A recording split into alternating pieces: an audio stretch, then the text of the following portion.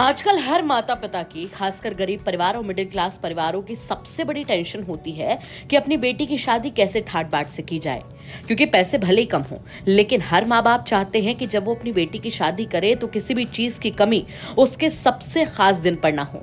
आर्थिक रूप से कमजोर और मिडिल क्लास के लोग हजारों कोशिशों के बाद भी कई आर्थिक परेशानियों का सामना करते हैं। अगर आप भी या फिर आपके परिवार का कोई भी व्यक्ति इस चिंता में है तो अब आपकी चिंता का समाधान लेकर हम हाजिर हैं, क्योंकि आज हम इसी से जुड़ी आपको एक सरकारी योजना के बारे में बताने जा रहे हैं जो है आपके काम की। तो चलिए बिना देरी जानते हैं कि आखिर क्या है मुख्यमंत्री सामूहिक विवाह योजना। मुख्यमंत्री सामूहिक विवाह योजना के तहत सरकार एक बेटी की शादी पर 1 लाख रुपए तक की आर्थिक सहायता दे रही है। पहले इस योजना के लिए 51,000 रुपए मिलते थे, लेकिन अब योगी सरकार ने इसे बढ़ाकर लगभग दोगुना कर दिया है। इस नई व्यवस्था में अब बेटी को 60,000 रुपए सीधे बैंक खाते में मिलेंगे। 25,000 रुपए शादी के जरूरी गिफ्ट्स पर खर्च होंगे। 15,000 रुपए सामूहिक विवाह योजना के आयोजन के लिए इस्तेमाल किए जाएंगे।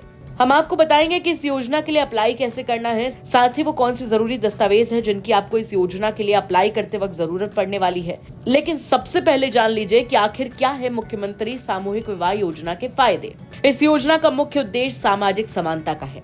मुख्यमंत्री सामूहिक विवाह योजना के तहत बेटियों को सम्मानजनक शादी करने का मौका मिलेगा। गरीब और मिडिल क्लास के सिर से बेटी की शादी के खर्चों का भार कम होगा। मुख्यमंत्री सामूहिक विवाह योजना के तहत शादी में खर्च होने वाले पैसों की टेंशन से काफी हद तक राहत मिलेगी। वही अब बारी ये जानने की कि आखिर मुख्यमंत्री सामूहिक विवाह योजना के लिए अगर आप अप्लाई करना चाहते हैं तो वो कौन से जरूरी मानक है जिन पर आपको खरा उतरना जरूरी है, यानी इस योजना के लिए पात्रता क्या क्या होनी चाहिए।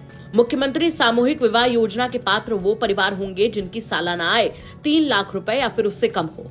शादी के समय लड़की की उम्र कम से कम 18 साल और लड़के की 21 साल होनी चाहिए।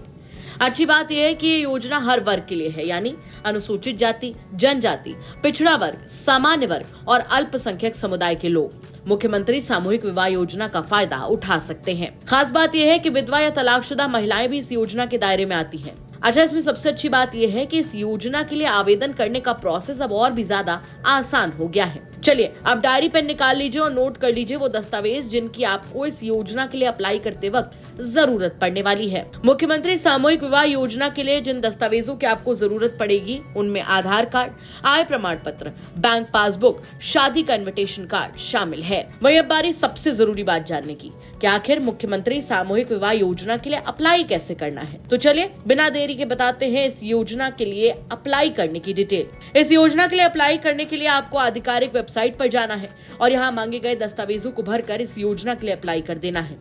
आप जन सेवा केंद्र पर जाकर भी इस योजना के लिए अप्लाई कर सकते हैं। आपके आवेदन के बाद सभी दस्तावेजों की जांच की जाएगी और अगर पात्रता सही पाई जाती है तो रकम सीधे लड़की के खाते में भेज दी जाएगी।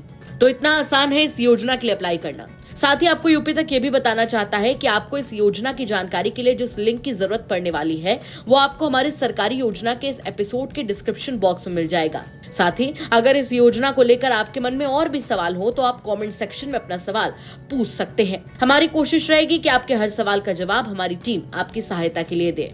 तो कैसा लगा आपको हमारा आज के सरकारी योजना का ये एपिसोड, कमेंट करके जरूर बताएं।